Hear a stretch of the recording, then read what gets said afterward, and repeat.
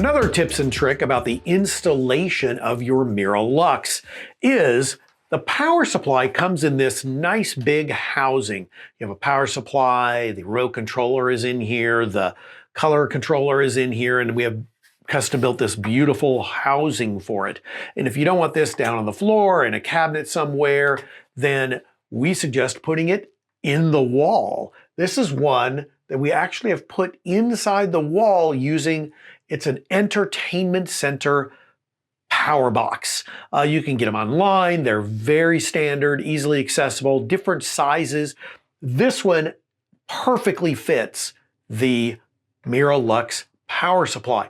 We just slid it in sideways. The mirror is going to hang on the bracket and going to hide this entire thing.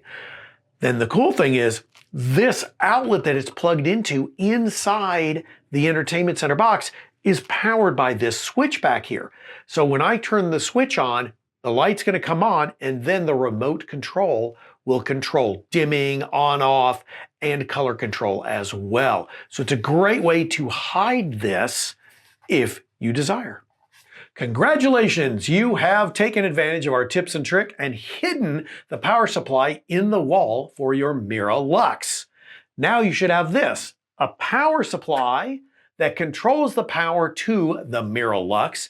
Then all you need is the remote, and the remote lets you control color temperature, that's 2800 back to 5200, there's several in between, as well as dimming up and down, as well as you can do off and on again.